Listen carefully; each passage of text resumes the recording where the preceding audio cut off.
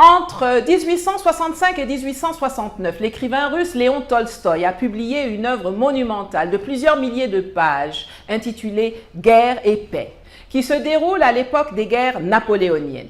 Ce sont d'ailleurs les dernières guerres que la France a gagnées seule. Pourtant, c'est elle qui ne cesse d'allumer le feu partout dans le monde, de provoquer des conflits, d'envenimer des situations et de travailler à la déstabilisation. Bonjour, je m'appelle Nathalie Yamb et comme Léon Tolstoï, dans l'émission d'aujourd'hui, je vais disséquer la guerre, notamment celle qui est menée à l'Afrique, mais aussi les différents bouleversements géopolitiques mondiaux à l'aune des événements marquants qui se sont déroulés ces dernières semaines. Et nous allons voir si ces temps complexes sont exclusivement destructeurs ou s'ils peuvent aussi être un moteur de changement historique pour notre continent. Installez-vous confortablement, attrapez un jus de bissap ou une citronnelle ou quelque chose d'autre à boire et entrez avec moi sur le théâtre des opérations de la guerre en cours pour l'appropriation des ressources. Je vous préviens, ça va secouer. On y va.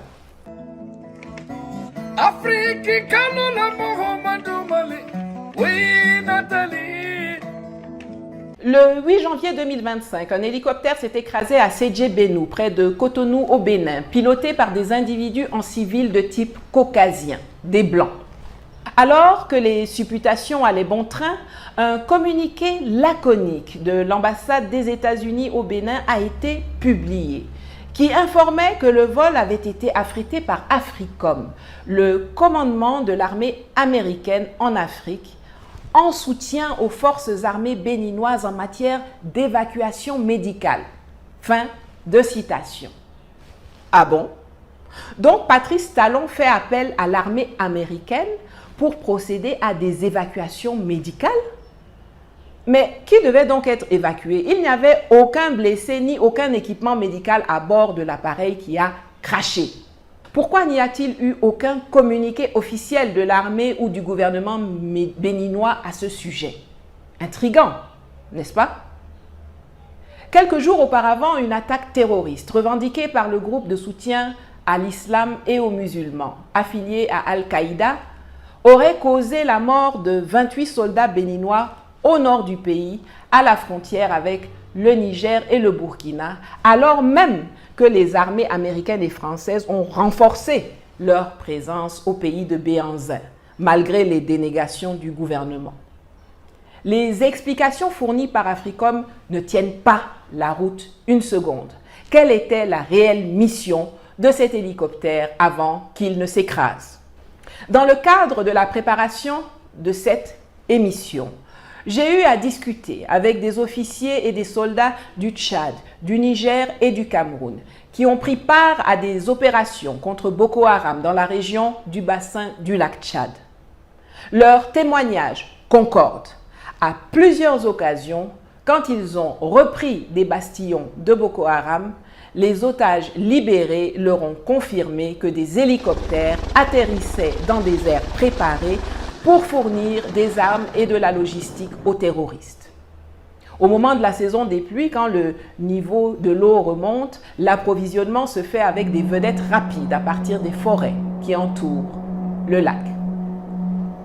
Un vétéran d'une de ces opérations a même eu l'occasion d'assister en direct à une scène surréaliste où, alors que ses troupes étaient guidées avec l'aide des instruments de renseignement, les ISR comme on les appelle dans le jargon, un avion français qui volait plus haut donnait carrément des directives aux Boko Haram qui ont réussi à encercler et à tuer la moitié des soldats qui composaient l'unité spéciale venue les combattre. C'est d'ailleurs à la même époque que le Cameroun a exigé le départ de la base militaire américaine implantée dans le nord du pays en porte-à-faux avec sa doctrine qui refusait jusque-là la présence de toute base militaire étrangère sur son territoire.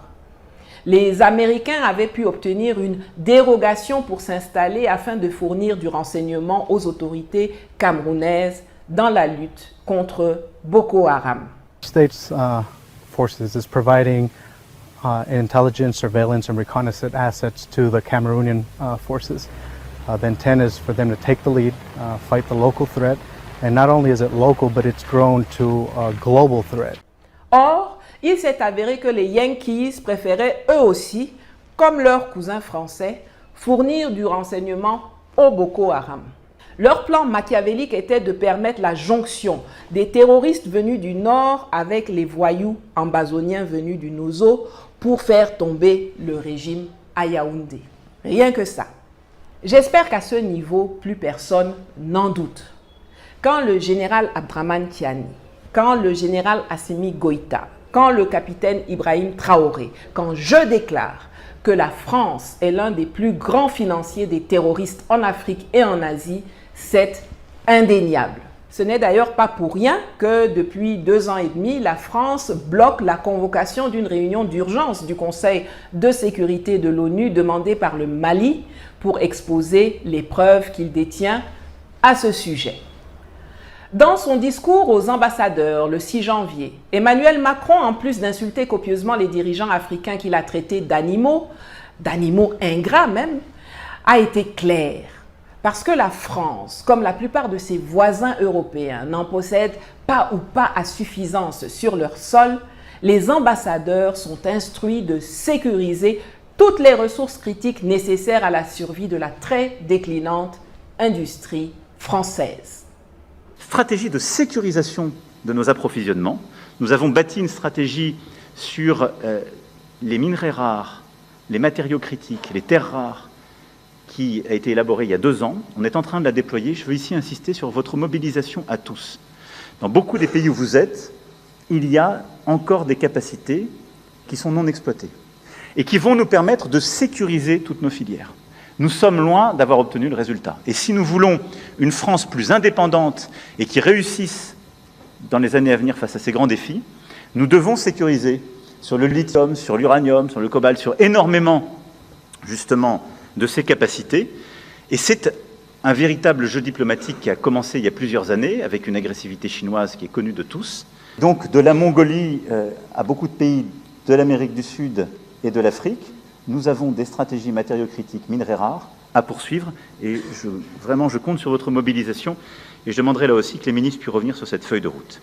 Ailleurs dans le monde, par exemple en Mongolie ou au Kazakhstan, cela signifie qu'ils vont aller mettre en place les conditions de la négociation et de l'achat de ces ressources cruciales au prix du marché.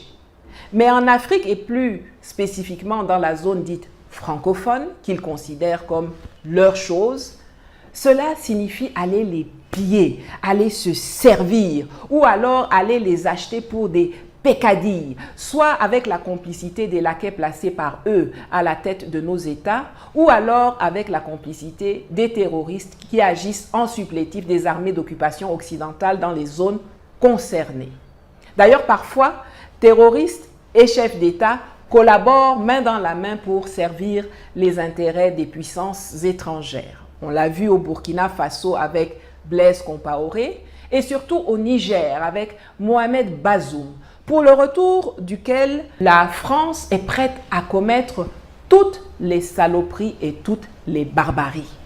Ainsi, toujours dans la zone du bassin du lac Tchad, côté Nigeria, plusieurs dizaines de blocs pétroliers et gaziers répertoriés depuis le début des années 2000 par la NNPC, la Nigeria National Petroleum Company, constituent des réserves stratégiques pour les financiers de Boko Haram et de l'ISWAP, l'État islamique en Afrique de l'Ouest, qui est la branche sécessionniste de Boko Haram qui a fait allégeance à Daesh en 2016. C'est ce qui explique pourquoi ils ne sont toujours pas exploités et pourquoi c'est seulement dans ces zones-là que règne le terrorisme et l'insécurité. Pareil du côté du nord du Bénin ou dans la zone du parc W, les sites d'orpaillage clandestins pullulent et le fer se ramasse à même le sol. Pareil également du côté du Sahel, bien évidemment. C'est ainsi que régulièrement, des attaquants venus du Nigeria s'en prennent au pipeline Niger-Bénin, qui est à moins de 5 km de la frontière, avant de retourner promptement dans l'état de Sokoto, dans lequel des agents de la DGSE se sont installés depuis plusieurs mois, plus spécifiquement après que l'armée française a été chassée du Niger, pour recruter et entraîner des terroristes et mettre en place les infrastructures nécessaires. My testimony, I don't chop, I don't testimony. I don't testimony. Now my testimony, testimony, my testimony. I don't chop, I don't testimony. I don't testimony. Je m'appelle Chop Money. Beaucoup de gens se sont marrés en voyant la garde nationale française chanter Testimony de P-Square lors de la visite du dealer de drogue Bola Tinubu au consommateur de cocaïne Emmanuel Macron en France. Pourtant, derrière cette atmosphère bon enfant se tramaient des sombres machinations pour déstabiliser les pays de l'Alliance des États du Sahel, c'est-à-dire le Burkina Faso, le Mali et le Niger, mais aussi le Tchad, dont le président, le maréchal Mahama Idriss Déby Itno, que j'appelle Petit Déby pour le distinguer de son père, a décidé quelque part vers fin 2023, de diversifier ses partenariats, notamment militaires, ce qui a été considéré comme un casus belli par Paris. J'y reviendrai.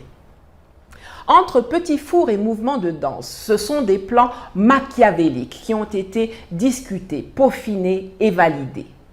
Après l'installation de 2 bases de l'armée française à Guigidi et à Gidankata dans l'état de Sokoto au Nigeria, on voit apparaître un nouveau groupe terroriste, les Lakurawa, également domiciliés dans l'état de Sokoto, qui sont en réalité un démembrement de l'EIGS, l'État islamique au Grand Sahara, un sous-traitant bien connu de l'armée française. C'est à eux que l'on doit une grande partie des attaques récentes contre le pipeline Niger-Bénin.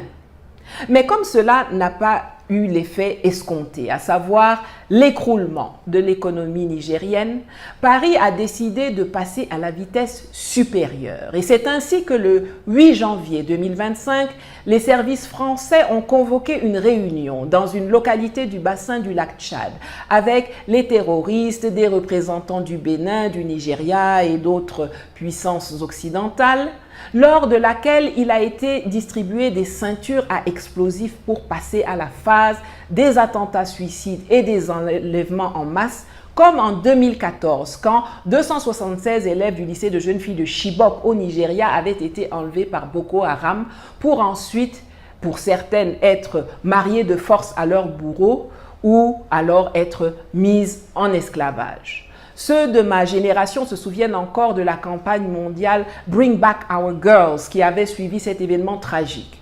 Par la suite, 57 jeunes filles avaient pu s'enfuir peu après l'attaque. 107 ont été libérées en 2016 et 2017 à la suite de négociations que le gouvernement Buhari avait menées avec Boko Haram et une centaine est toujours portée disparue à ce jour, dont probablement peu sont encore en vie. Que la France ait de nouveau recours à des stratagèmes aussi odieux et meurtriers n'est pas une surprise, car elle est coutumière du fait. Son appétence à faire couler le sang des Africains a déjà été prouvée à travers les siècles, par les nombreux coups d'État qu'elle a perpétrés, mais également par la mission Voulé Chanoine au Niger, par l'extermination des indépendantistes au Cameroun ou par la guerre du Biafra au Nigeria, qui a fait plus d'1 million de morts et lors de laquelle la France a fourni conseillers militaires, mercenaires et armes aux sécessionnistes qu'elle a fait acheminer par ses laquais historiques, le Gabon et la Côte d'Ivoire.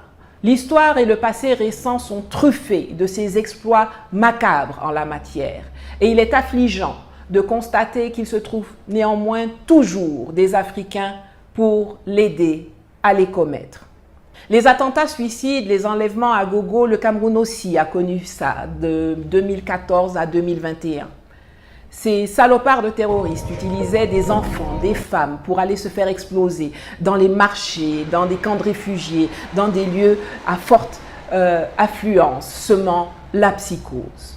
Les autorités nigériennes seraient d'ailleurs bien inspirées de se rapprocher des autorités camerounaises pour un partage d'expériences, mais aussi, et je le répète, pour réactiver l'option du transport du pétrole du Niger via le pipeline Tchad-Cameroun, plutôt que par le Bénin. Revenons au Tchad. On rappelle que non seulement ce pays était la principale base de déploiement de l'armée française en Afrique hors Djibouti, mais également que Emmanuel Macron, faisant fi de toute intelligence politique ou toute retenue diplomatique, avait rappliqué à N'Djamena ventre à terre à la mort de Déby Père pour prendre son rejeton sous son aile protectrice. Mais comme je vous l'ai déjà expliqué dans une précédente vidéo qui va s'incruster quelque part à l'écran et que vous pourrez aller regarder à l'issue de celle-ci, la lune de miel s'est vite transformée en lune de fiel. Macron avait en effet décidé d'exiger de Petit Déby qu'il laisse la place à un civil, son chouchou étant Moussa Faki, pour contrer le poulain des Américains qu'est Succès Masra. Cela a jeté un gros froid dans leurs relations et quelques mois après avoir éjecté les Américains, le président tchadien a procédé le 28 novembre 2024 à la dénonciation des accords de défense avec la France au grand désarroi de Paris. Cependant, au fil du temps, cet accord est devenu obsolète, complètement obsolète. Il ne correspondait plus ni aux réalités sécuritaires, géopolitiques et stratégiques de notre temps, ni à nos attentes légitimes quant à la pleine expression de notre souveraineté. Certains se sont justement demandé s'il ne s'agissait pas d'une mise en scène, la mise en œuvre du scénario de l'invisibilisation que Emmanuel Macron avait évoqué en février 2023 en amont de la tournée du propriétaire qu'il avait faite en RDC, au Gabon et au Congo. Magnéto. La réorganisation que j'évoquais tout à l'heure n'a pas vocation à être un retrait ou un désengagement. Mais elle se traduira en effet par, si je puis m'exprimer ainsi, une africanisation ou mutualisation de ces grandes bases. Là où vous avez des bases avec un dispositif posé, parfois des centaines, voire des milliers de militaires français, vous aurez une réduction du nombre de nos militaires qui s'accompagneront d'une montée en charge de leurs partenaires africains en fonction des besoins qui seront définis et précisés dans le cadre des travaux que le ministre aura à conduire avec le SEMA dans les prochaines semaines. Et donc ces bases ne seront pas fermées, mais elles seront transformées. Elles deviendront pour les unes des académies, pour les autres des bases mais partenariales. Elles seront pour certaines rebaptisées. Elles vont changer de physionomie, de logique, d'empreinte. Et à côté de ça, nous devons donc avoir une visibilité qui n'est pas la même. Parce qu'on l'a bien vu ces derniers mois et ces dernières années. Si c'est le cas, très vite, avec beaucoup de propagande aussi, les gens se retournent et disent « notre problème est là, c'est eux, ils sont en train de soutenir un coup d'État, ou ils soutiennent le pouvoir en place ». Ces bases ne seront pas fermées. Pour ce qui est des principales bases, il peut y avoir des réajustements après des dispositifs en fonction du dialogue que nous aurons avec les uns les autres et des besoins, mais elles seront réaménagées et elles deviendront académies, bases conjointes, etc. Vous avez entendu, non? Ils le martèlent à l'envi. Ils ne veulent pas partir, ils ne vont pas partir, ils veulent juste être moins visibles. Ce désir de rester en mode furtif a été réitéré par toute la galaxie politique, militaire et paramilitaire française. On avait déjà entendu l'ex-SEMA et actuel grand chancelier de la Légion d'honneur, le général Lecointre, et le barbouze de la DGSE Vincent Crouzet à ce sujet. Écoutons le général d'armée Didier Castres, patron de GEOS, une société paramilitaire française qui offre tout type de services, des mercenaires à la gestion portuaire, comme c'est le cas dans la principale des colonies françaises en Afrique, la Côte d'Ivoire. Par exemple, GEOS, depuis décembre, assure la gestion complète du port d'Abidjan. Il en assure la sécurité, il en assure le contrôle des flux in et des flux out, il en assure la relève des taxes des bateaux qui rentrent, qui sortent, etc. Voilà à peu près les 4 métiers, de façon très synthétique, de GEOS. Quels sont les avantages que je vois à ce type d'action? D'abord, c'est la basse visibilité de l'action de GEOS, puisqu'on fait toujours appel à des prestataires locaux. Donc c'est pas une équipe de France qui débarque dans les pays, c'est toujours un prestataire local avec des security managers ou des gens qui organisent tout ça. Du coup, si notre pays a l'intention de continuer à peser ou de conserver une forme d'influence dans cette zone-là, il est clair que ça n'apparaîtra pas dans les champs physiques. Je pense que l'option militaire, ou la présence militaire, ou la visibilité militaire ne sera plus un critère pour développer cette influence. Je pense qu'elle reposera sur les champs immatériels. C'est dans ce domaine-là qu'il faut investir. Et globalement, en le résumant, il faut passer d'une stratégie démonstrative et bruyante à une stratégie discrète et une stratégie d'accès. C'est à mon avis ça l'enjeu. Un dernier mot encore pour dire qu'est-ce qu'on pourrait faire ou comment on pourrait essayer d'expérimenter ça. Je me suis posé la question quand j'ai vu la volonté ou la décision politique de réduire profondément nos effectifs prépositionnés outre-mer. Je me suis dit qu'est-ce qu'on pourrait faire pour illustrer ce que je viens de dire. Eh bien voilà ce que l'on pourrait faire. On pourrait se faire demander, évidemment, c'est pas une offre, mais on pourrait se faire demander que l'ensemble Port-Bouët, port, aéroport d'Abidjan et Lomo Nord soient transformés en camp multinational de mise en condition opérationnelle des contingents qui vont participer à des opérations, que ce soit des contingents africains ou que ce soit des contingents européens. Voilà ce qu'on pourrait faire. Et dans ce domaine-là, comment on fait pour baisser la visibilité d'un projet comme ça? C'est extrêmement simple. GEOS l'a fait en Afghanistan, GEOS l'a fait au Mali pour assurer le fonctionnement et la vie d'un camp. Ensuite, DCI est capable de faire de la formation sans porter spécialement des uniformes français. Expertise France est capable de faire le reste. Et là, on a un projet, dès lors que les Africains nous le demanderaient, qui serait d'abord intégré avec tout ce qu'on est capable de faire sur les mines, sur la formation médicale, sur la formation militaire, sur la livraison de matériel. On peut aller plus loin, on devrait aller plus loin. Cet intégrateur, il devrait être capable de balayer le champ depuis l'humanitaire jusqu'à la formation militaire, du culturel jusqu'à l'entraînement de gens sur le camp de Lomo Nord, qui est un champ de tir assez connu. Édifiant, n'est-ce pas? Cela donne encore plus de crédit, si besoin était, aux paroles du général Tiani, qui a clairement accusé certains pays voisins de se prêter à cette mascarade et de servir de base arrière à la déstabilisation des États de la Confédération AES. La boucle n'est pas bouclée pour les Français. Au cours de cette rencontre, il a été décidé de former, avant la fin de l'année 2024, des troupes qui vont être utilisées pour déstabiliser les pays de la Confédération. Ouais.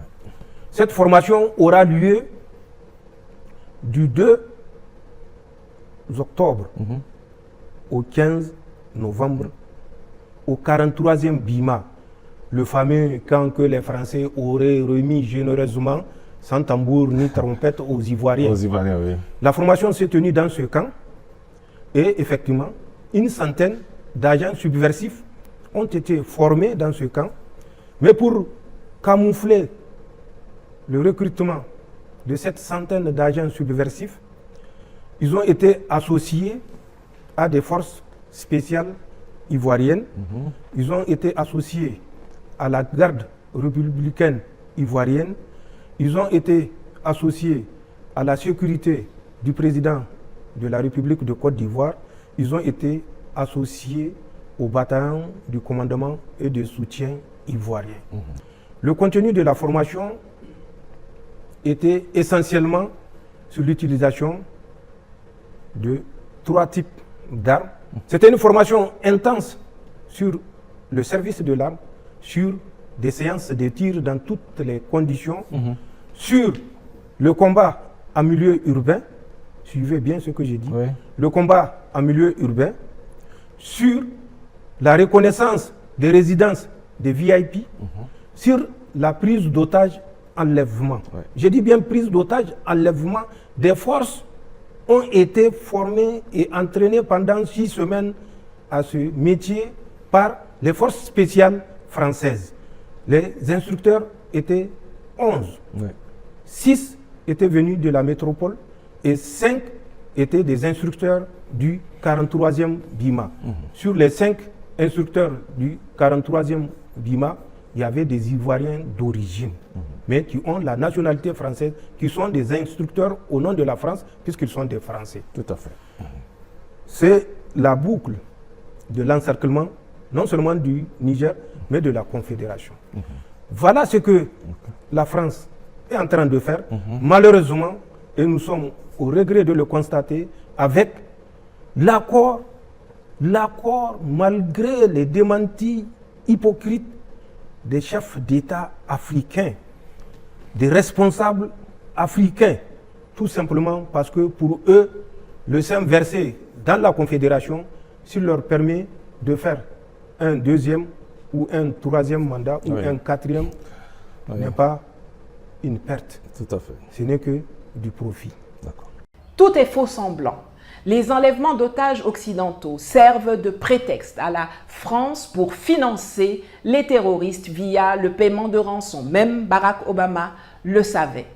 Ne voilà-t-il pas qu'on nous annonce l'enlèvement fort à propos d'une Autrichienne à Agadez et d'une Espagnole en Algérie qui aurait été amenée, ne riez pas, au Mali. Parlons aussi des risibles demandes de collaboration avec les États de l'AES formulées par les chefs de l'armée béninoise pour prétendument collaborer à combattre les terroristes, alors que c'est eux qui les hébergent. Et qu'en 2023, ils étaient chauds pour attaquer le peuple et les autorités du Niger pour plaire à la France. Piège, entourloupe, sournoiserie comme ça, vous croyez tromper qui? Allez collaborer avec la force en attente de la CEDEAO.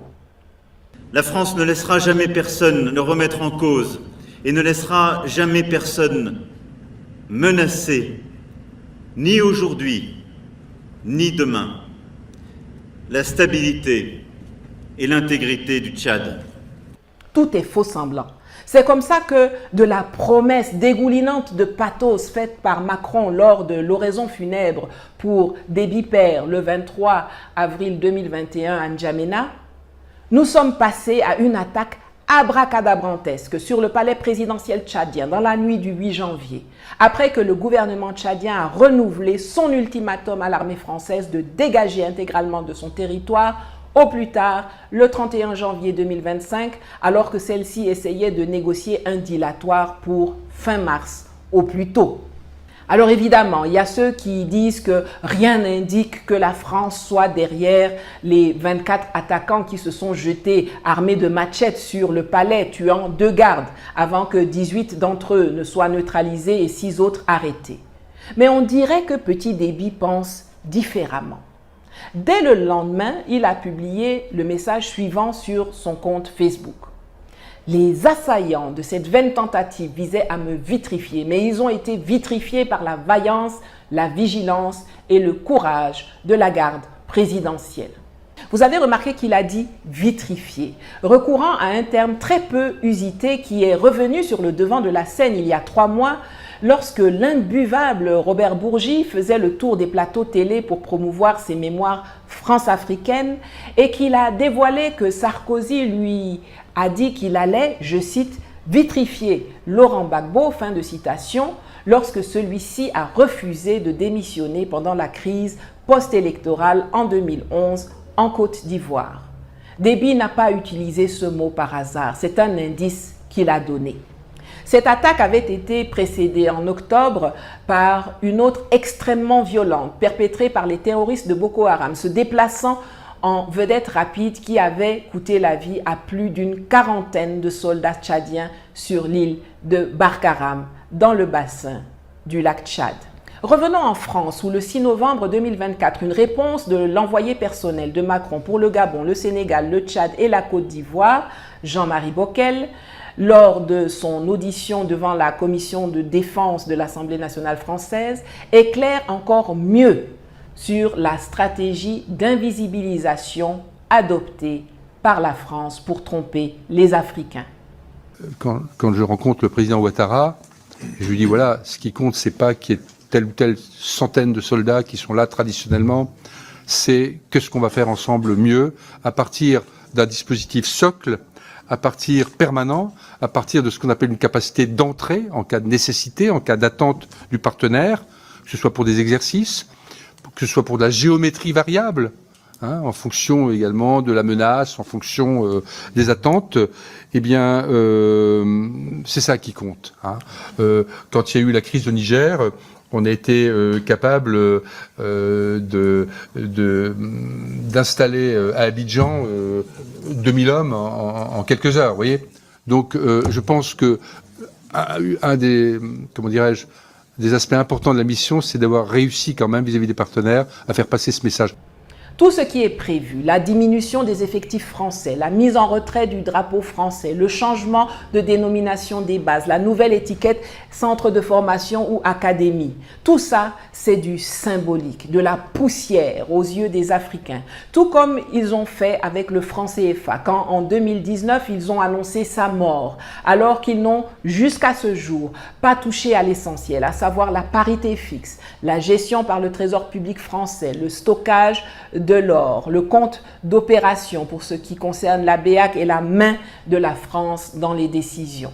Ils font semblant de partir, mais ils restent et conservent un dispositif socle qui leur permet de se redéployer rapidement et massivement chaque fois qu'ils ont besoin de faire une barbouzerie sur notre continent.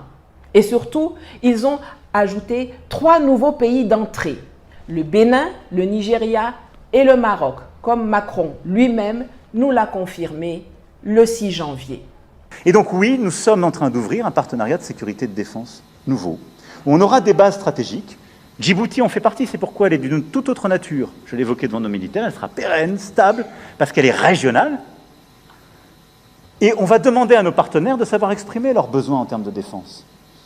Mais on va faire plus de formation, plus d'équipements, plus de renseignements, plus de contrats aussi dans la durée de défense. On va qualifier la menace avec eux. Et on va aussi inventer une nouvelle relation, comme on l'a fait ces dernières années avec le Bénin, relation inédite, comme on va le faire avec le Nigeria, où on a commencé un dialogue stratégique qui n'existait pas jusqu'alors, ce qui était une aberration, etc. Partenariat stratégique de défense, désinhibé, mais d'avenir. Et, en parlant du continent africain, c'est en particulier ce qu'on veut faire avec le Maghreb. Pour moi, un des temps importants de ces derniers mois a été ce que nous avons réussi à bâtir avec Sa Majesté le roi Mohamed VI. Lors de la visite d'État, plusieurs d'entre vous m'y accompagnaient il y a quelques semaines. Nous avons construit un partenariat pour les décennies à venir totalement nouveau. Il est dans tous les domaines, il est d'une ambition inédite et il est pour moi véritablement constitutif de cette nouvelle approche. Il doit d'ailleurs être un de nos relais à l'égard d'une approche africaine réinventée. C'est-à-dire qu'on aura des projets franco-marocains sur le continent africain. Parce que c'est une autre façon aussi d'aborder ce continent et de changer le regard à l'égard de la France quand on l'aborde ensemble. De façon récurrente, la France nous accuse de mettre en danger ses intérêts. Quand on me désigne comme ennemi public numéro 1, qu'on m'interdit d'entrée et de séjour en France, qu'on m'arrête, qu'on me fait expulser de Côte d'Ivoire, qu'on me menace de mort partout dans le monde sous prétexte que je mets en danger les intérêts de la France.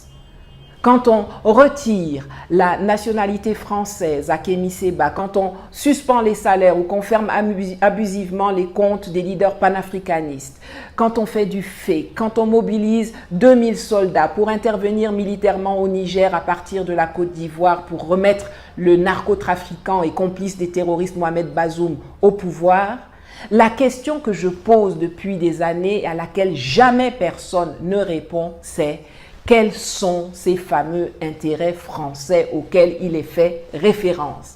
Est-ce qu'on peut nous en donner une liste?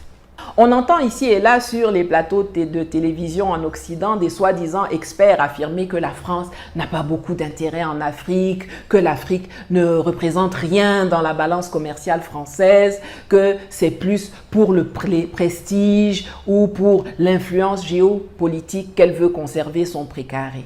Ce sont des pays quand même dépendants de l'étranger, n'est-ce pas? Ce sont des pays pauvres qui n'ont pas beaucoup de ressources, même s'il y a de l'or au Mali, même s'il y a un peu de pétrole au Niger, ils ont absolument besoin de partenariats. Le problème, c'est que la Russie ne leur apporte aucune aide, sauf une aide militaire pour faire une garde prétorienne autour des putschistes, en fait. Ça, personne d'autre ne pouvait le faire. Peut-être Ils ont la livré Turquie pour plus le de fait 5 aussi. milliards de dollars d'armement en Afrique, quand même. Oui, mais c'est traditionnel. très peu. Ce sont des pays très pauvres et qui n'ont pas de moyens budgétaires. Et la Russie elle-même a le PIB de l'Espagne. C'est un pays pauvre qui n'apporte pas d'aide, qui fait payer ses services. Ces mercenaires Wagner, il faut les payer, alors que Barkhane et les appuis militaires français étaient gratuits pour les pays africains.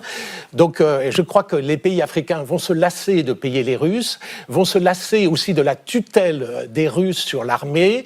Il y a déjà des tensions assez fortes. Ils vont se lasser de l'exploitation des gisements d'or et autres par la Russie. La Russie est une puissance opportuniste, intéressée, qui profite des fautes de la France au Sahel pour prendre sa place, à la fois pour des raisons économiques et aussi pour dénigrer les pays occidentaux. Ils sont dans une stratégie de représailles à la suite de notre querelle sur l'Ukraine et sur la Crimée depuis 2014. Aïe, mais vous nous prenez pour des idiots? Ça fait du sens pour vous? Vous dites qu'on ne pèse rien, qu'on est les plus pauvres du monde, qu'on vous coûte cher parce que vous devez nous abreuver de votre charité, de votre aide publique, militaire, humanitaire, que vous devez gérer gentiment notre monnaie. Mais quand on vous demande poliment de partir pour vous décharger du fardeau que nous sommes, vous criez, vous pleurez, vous refusez de quitter, vous montez des opérations militaires, vous déployez des agents de la DGSE et vous financez des attaques terroristes pour revenir ou rester. Les intérêts français sont par nature des intérêts occultes. Le business que la France vient faire chez nous, elle le fait dans une relation déséquilibrée, dans un jeu à somme nulle, où elle gagne et nous ne gagnons pas. La France considère que pour que eux gagnent, il faut que nous perdions. Ils n'admettent pas le partenariat gagnant-gagnant que nous exigeons dorénavant. Mais ça, ils ne peuvent pas le dire. C'est pour cela que c'est cette partie qui reste occulte qui fait le tout de leur intérêt. En réalité, il n'y a pas des intérêts français, il y a un intérêt français en Afrique. Notre relation doit rester déséquilibrée. C'est ça la réponse que l'on cherche en vain depuis toutes ces années. Je répète, il n'y a pas des intérêts français, il y a un intérêt français en Afrique. Notre relation doit rester déséquilibrée. Je répète une dernière fois, il n'y a pas des intérêts français, il y a un intérêt français en Afrique. Notre relation doit rester déséquilibrée. De Gaulle l'avait dit, ils veulent pouvoir se servir librement chez nous. Librement, c'est gratuitement, sans demander la permission à personne, à volonté. Et tous ceux et celles qui dévoilent et s'attaquent à ce déséquilibre sont combattus et vilipendés avec l'énergie du désespoir par Paris. Maintenant qu'on a dit ça, pour déterminer quelle carte l'Afrique peut jouer pour s'extraire de ce magma de mort, de menaces et de déstabilisation qui l'entoure, il est important de prendre en compte le contexte géopolitique du moment. Regardons donc rapidement ce qui se passe dans le monde pour en tirer des leçons pertinentes pour nous. En Europe, on entre dans la 3e année du conflit OTAN-Russie en Ukraine. L'armée russe continue d'avancer et de conquérir une localité après l'autre dans le Donbass, qui sont des prises de guerre irrémédiablement perdues pour l'Ukraine, qui finira rétrécie et morcelée. Il y a quelques jours, les Russes ont pris le contrôle de la plus grande réserve de lithium d'Europe, avec 13,8 millions de tonnes dans le village de Sevchenko, que Zelensky avait auparavant cédé à une entreprise occidentale. La leçon que l'on peut tirer, c'est que ce n'est pas quelqu'un d'autre qui doit nous définir ce que sont nos intérêts. Pourquoi je dis ça ? Parce qu'en mars 2022, un mois à peine après le déclenchement de la guerre, l'Ukraine était sur le point de conclure un accord de paix avec la Russie. Et ce sont les Occidentaux, avec l'hirsute ex-premier ministre britannique Boris Johnson en tête, qui sont venus leur dire de ne pas le signer et les encourager à aller à la guerre en leur promettant un soutien sans faille. On va vous donner des armes, on va vous donner de l'argent, mais allez sur le champ de bataille et battez-vous jusqu'au dernier Ukrainien. Sauf que par la suite, les soutiens n'ont jamais été ceux qui ont été promis. On leur envoie du matériel obsolète, vétuste ou non adapté au terrain. On prend des sanctions qui ne fonctionnent pas ou peu. Et quand Zelensky exprime ses besoins, on se moque de lui. On le fait passer pour un mendiant, quelqu'un qui fait chanter ses alliés, alors qu'il leur rappelle simplement leurs promesses. Et aujourd'hui, on se dirige vers une négociation qui aura plutôt le goût d'une capitulation, à l'issue de laquelle l'Ukraine va perdre beaucoup plus que ce qu'elle aurait perdu si elle ne s'était pas détournée de l'accord qu'elle avait elle-même drafté en mars 2022. Je ne vais pas vous mentir, cela ne suscite en moi aucune sympathie pour l'Ukraine, qui est un État nazi et voyou qui soutient les terroristes au Sahel. Mais la rigueur intellectuelle m'oblige à l'évoquer. Les Européens aussi ressortent très affaiblis de cette guerre par procuration qu'ils mènent à la Russie pour le compte des Américains à l'encontre de leurs propres intérêts. Les sanctions qu'ils ont prises contre Moscou ont eu un effet boomerang et ont mis l'économie européenne à genoux à la grande satisfaction de Washington. Il faut quand même qu'on intègre que les Européens ont accepté que les USA bombardent le gazoduc Nord Stream qui approvisionnait l'Allemagne en gaz russe bon marché sans obtenir en contrepartie des livraisons de GNL américains à bas prix. Au contraire, les USA vendent leur gaz à l'Europe beaucoup plus cher que chez eux. Résultat, des fleurons de l'industrie allemande comme Volkswagen, Bosch, ZF Friedrichshafen, Continental, Miele ferment les usines et restructurent à tour de bras. Ça se compte en centaines de milliers de licenciements. L'énergie est devenue hors de prix. Les gouvernements chutent les uns après les autres. Tout est Nyagami. Les seuls qui ont profité de cette guerre sont les Américains. Donc, retenons bien cette leçon. Ne jamais laisser les autres définir quels sont vos intérêts. Allons maintenant au Moyen-Orient. Beaucoup de gens ont observé avec fascination et parfois effarement la chute accélérée du régime Assad en Syrie en quelques heures le 7 décembre 2024. En Afrique, spécialement, elle a suscité beaucoup de questionnements sur la pertinence d'avoir la Russie comme allié stratégique, si c'est pour qu'elle vous laisse tomber sans lever le petit doigt quand ça chauffe, comme elle l'a prétendument fait avec Damas. Tout d'abord, il faut souligner que la Russie n'a pas trahi ou abandonné Bachar el-Assad, car c'est bel et bien à Moscou qu'il s'est repositionné avec sa famille.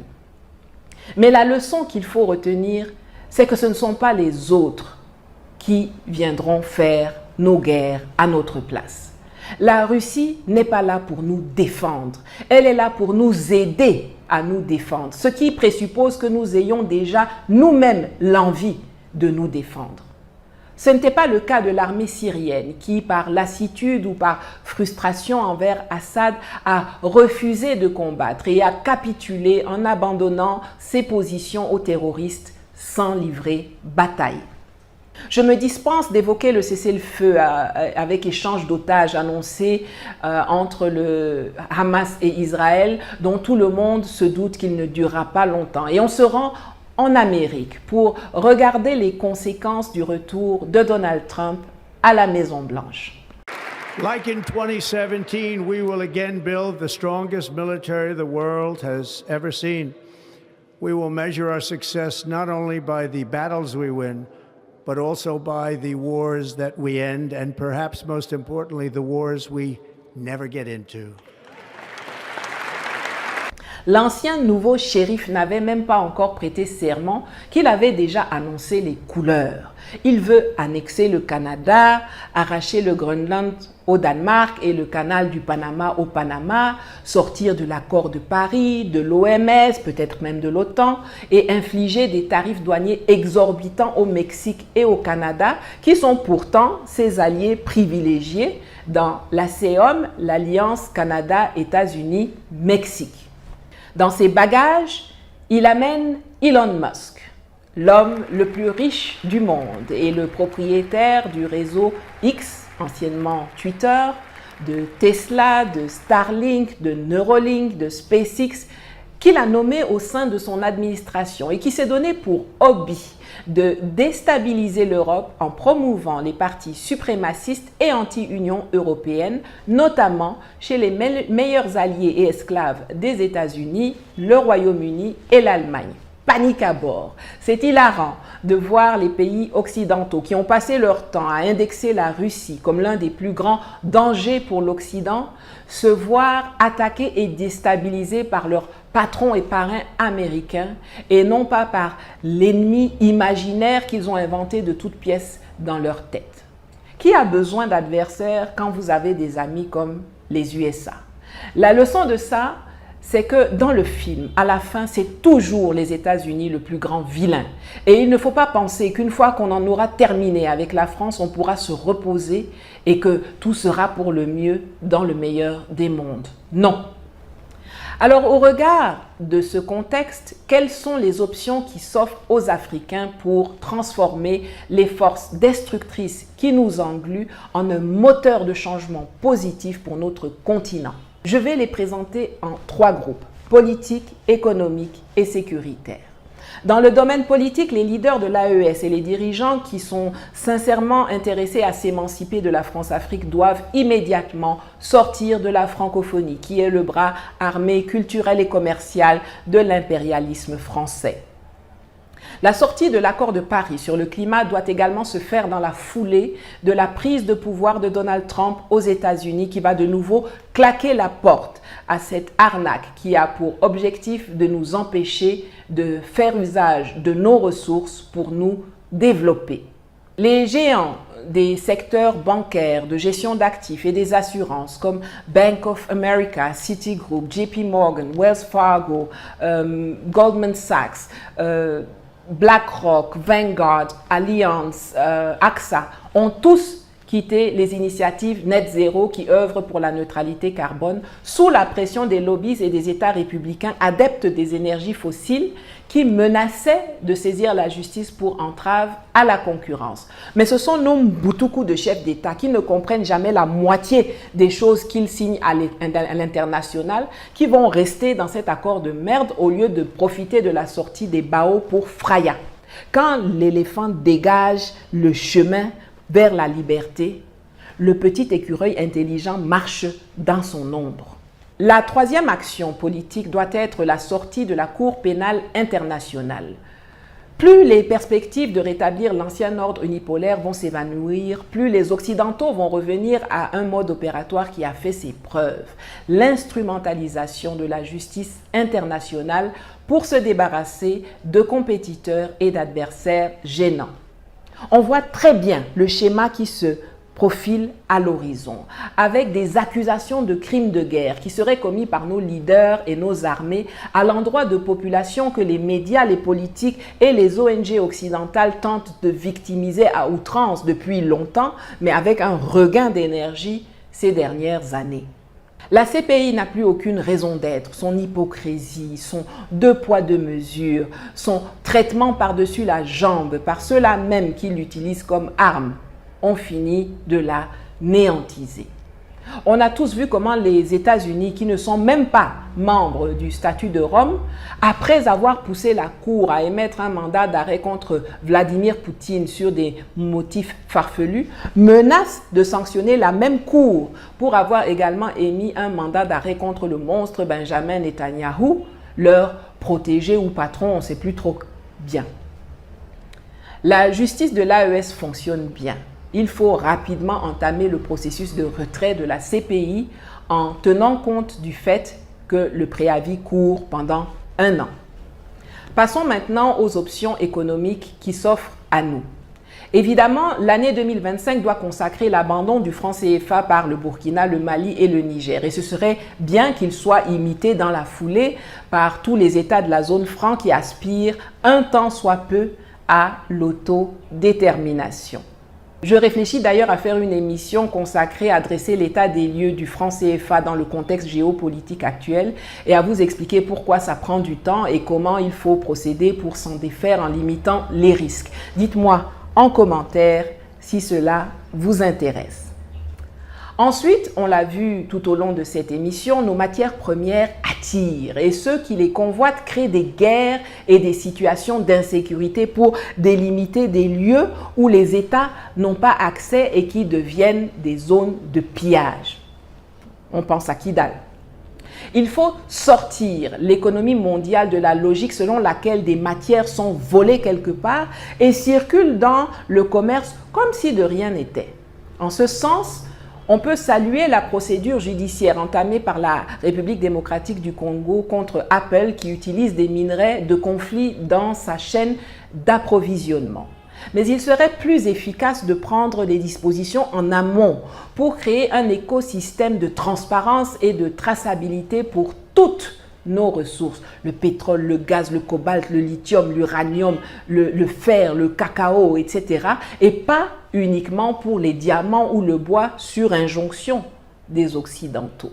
Et enfin, il faut procéder en urgence à la divulgation de tous les accords léonins et à la dénonciation des pratiques de rétorsion, de chantage et toutes les magouilles utilisées par la France et ses acolytes occidentaux contre nous, contre le bien-être et l'existence même des populations africaines.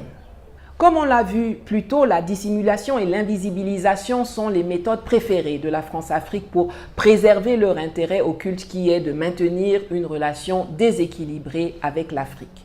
À l'opacité, il faut opposer la transparence.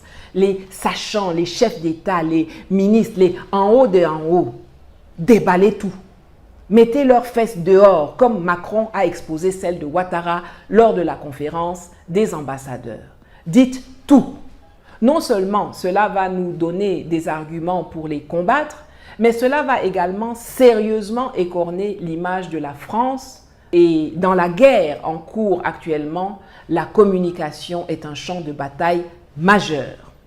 Je vais prendre un exemple récent pour illustrer mon propos.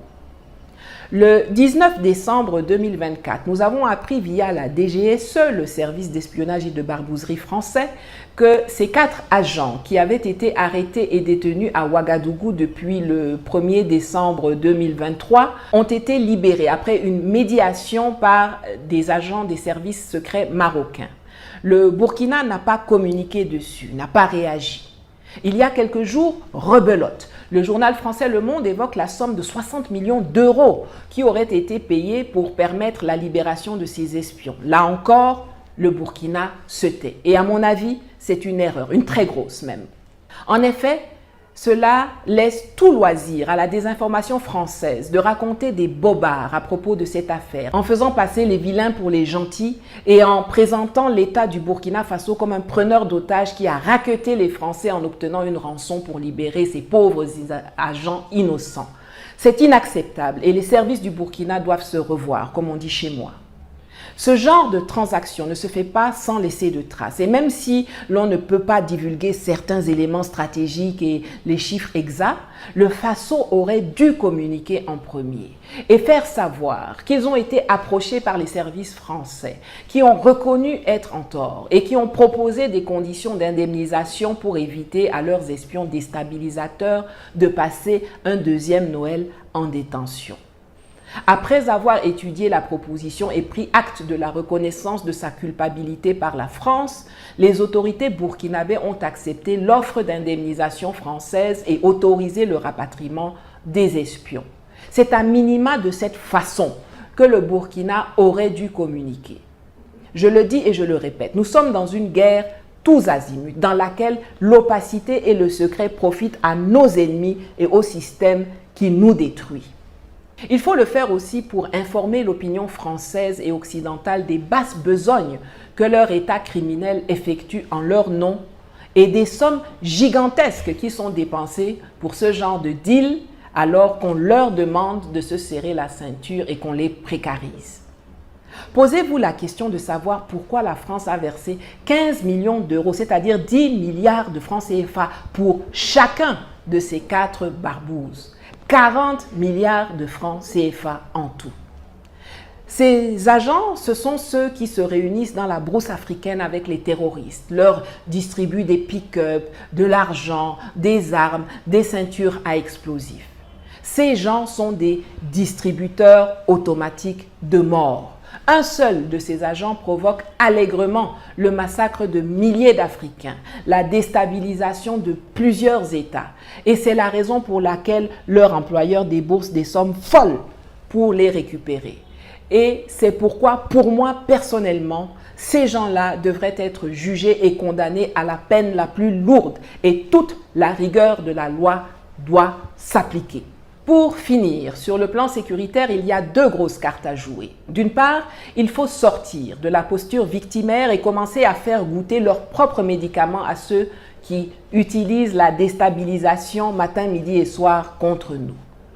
Comme l'Azerbaïdjan le fait si bien avec la Nouvelle-Calédonie, nos États ne doivent pas laisser passer les opportunités de déstabiliser la France à travers ses colonies ultramarines en Kanaki, en Martinique, en Guadeloupe, en Guyane, en Polynésie, en soutenant les mouvements indépendantistes. Mais aussi en protégeant et en appuyant résolument des gens comme moi, qui portent des coups fulgurants, qui traumatisent l'Élysée et font chavirer l'Empire. Vous voulez une preuve? 2025 n'avait même pas encore fait une semaine que déjà France Culture le dimanche et Emmanuel Macron le lundi avaient déjà recommencé leur diffamation et leur lamentation à mon endroit et à celui de mon sang, Kémy Séba.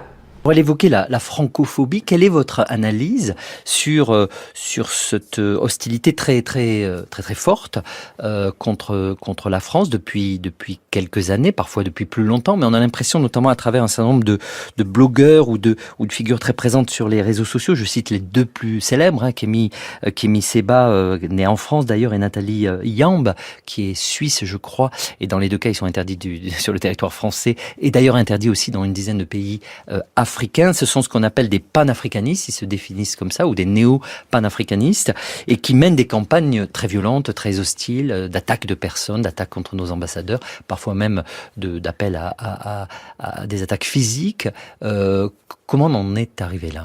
Dans un continent qui a 75% à moins de 25 ans, le dialogue avec l'Afrique ne peut pas être l'otage d'un panafricanisme de bonne aloi contemporain qui utilise en quelque sorte un discours post-colonial, en ayant d'ailleurs des soutiens de revers qui sont les impérialistes d'aujourd'hui. Et donc cette espèce de combination de faux intellectuels manipulant les réseaux sociaux, utilisant le désarroi d'une jeunesse et les intérêts de la Russie ou d'autres en Afrique, soyons lucides, mais n'y cédons pas. Évidemment, on ne peut pas espérer gagner une guerre avec les armes et les équipements que nos ennemis possèdent, fabriquent ou téléguident. Il est donc urgentissime que nos États mettent en place des plateformes de réseaux sociaux comme Twitter, comme Facebook ou YouTube pour permettre l'éveil de conscience et la divulgation des vérités à propos de la guerre millénaire de la France et de l'Occident contre l'Afrique, sans que les Africains ne soient bâillonnés, censurés, bannis, démonétisés. Vous le savez, je suis moi-même victime de cela depuis longtemps, mais il y a d'autres exemples tout aussi marquants, comme la façon dont toutes les plateformes que je viens de citer ont fait sauter simultanément les comptes du média African Stream, basé au Kenya, qui faisait un très bon travail d'éveil et d'information, et qui continue de le faire, mais avec beaucoup moins de visibilité. Ou Afrique Media, qui a récemment sauté sur YouTube. Je souligne bien que je demande aux États de le faire, car je sais qu'on va me dire qu'il y a des réseaux qui existent, mais malheureusement, soit ils ne sont pas suffisamment visibles, soit pas techniquement au point, soit ils appartiennent à des gens qui sont le matin avec toi et le soir contre toi. Également, de la même façon que des États comme la Côte d'Ivoire, le Nigeria, le Bénin, l'Algérie n'hésitent pas à se faire les relais ou les sanctuaires de la déstabilisation de nos pays, il faut travailler à leur rendre la pareille, non pas comme eux, en hébergeant et en armant des terroristes qui vont massacrer nos frères, mais en soutenant dans leur accession au pouvoir des gens qui remettront au centre de leurs actions la fraternité, le panafricanisme, le bon voisinage, le co-développement harmonieux dans la paix et le meilleur intérêt des populations. Parce que même si tu arranges ta maison comme il faut, si tout autour de toi, tu es encerclé par des taudis, des baraques penchées et insalubres, ça va sentir chez toi. Les souris, les cafards et même les bandits qui habitent autour vont entrer chez toi et ça va impacter négativement la qualité de vie. Enfin, et c'est vraiment l'une des mesures les plus importantes, il faut procéder de toute urgence à la sécurisation du territoire de l'AES. D'une part, en continuant le maillage militaire sur le terrain. Et je saisis cette occasion pour exprimer mon soutien et mon admiration aux forces armées du Niger, du Mali et du Burkina pour le professionnalisme, le courage et le sacrifice dont elles font preuve au quotidien. Et d'autre part, et là, j'insiste lourdement en m'adressant directement aux généraux Tiani et Goïta et au capitaine Traoré, en mobilisant des excavatrices pour creuser des tranchées et construire des murs de sable tout le long des frontières et en y déployant des hommes sur des miradors, en commençant par la frontière Niger-Nigeria, Mali-Algérie, Burkina-Côte d'Ivoire et Niger-Bénin. J'avais déjà explicité le concept dans une précédente émission intitulée « La guerre pour le contrôle du Sahara » qui s'affiche à l'écran. Tout au long de cette émission, j'ai fait référence à des vidéos que j'ai produites par le passé et qui vous permettront d'approfondir certains aspects. Pour vous faciliter la tâche, je vais mettre les liens des différentes chroniques dans la boîte de description en dessous de cette vidéo sur YouTube. Si vous la regardez ailleurs, n'hésitez pas à aller sur ma chaîne YouTube dont le lien et le QR code s'affichent à l'écran pour les trouver. Voilà, cette émission a été un peu plus longue que d'habitude, mais après plusieurs semaines de pause, un retour en fanfare s'imposait. C'est l'heure pour moi de remercier tous ceux qui m'ont soutenu et accompagné de diverses manières et surtout financièrement. Infinie gratitude. L'argent est le nerf de la guerre. Les États français et américains et leurs relais locaux en Afrique ont des moyens et des ressources mirobolantes à leur disposition pour nous combattre, pour nous précariser, nous faire censurer et démonétiser sur les réseaux sociaux et dans la vraie vie, pour nous diffamer, nous menacer de mort. Parlant de cela, vous vous souvenez du général de l'armée française dénommé Pascal Yanni qui avait sans complexe avoué dans un documentaire de la télévision suisse qu'il était à l'origine de quasiment tous les harcèlements dont je suis l'objet? Moi, j'ai plus de mal avec l'armée française aujourd'hui qu'avec Wagner. Ces propos volontairement provocateurs ont du mal à passer à Paris. Contacté, le ministère des Affaires étrangères nous confirme avoir demandé à 2 reprises la suspension temporaire des comptes Twitter et Facebook de Nathalie Yamb. Plus grave encore, elle est devenue interdite de territoire en France. Le général Pascal Yanni est l'un des instigateurs de cette mesure. Pour lui, la décision était inévitable. Il était estimé que la présence de cette personne sur le territoire français n'était plus tellement logique puisqu'elle appelait à la violence, elle critiquait la France et donc il n'y avait pas de raison qu'elle vienne sur le territoire français. Ce qui nous intéresse chez une personne comme Nathalie Yamb ou d'autres personnes d'ailleurs, c'est ce qu'elle véhicule comme fausses informations, la façon dont elle déforme les informations et dont elle essaie d'attiser le sentiment anti-français ou de provoquer des manifestations contre la présence française. On ne peut pas laisser dire n'importe quoi sur les réseaux sociaux ou ailleurs. Il faut dire la vérité. Et à partir du moment où ces manipulations d'informations se traduisent par des menaces physiques, on ne peut pas laisser faire. Il faut intervenir. Est-ce que vous avez une preuve que Nathalie Yamb est directement liée, financée au groupe Wagner?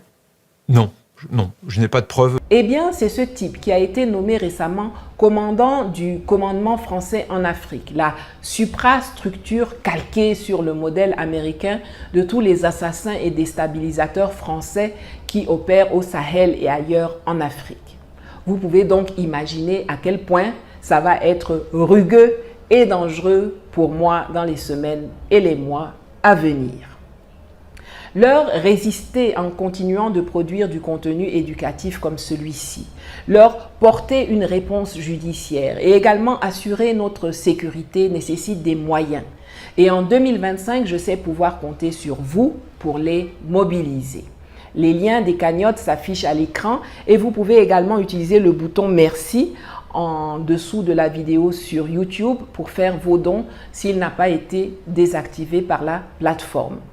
L'année 2025 sera celle de tous les dangers et des batailles les plus rudes. L'heure est grave, très grave. Soyons prêts. Merci et à bientôt si les ancêtres nous prêtent vie.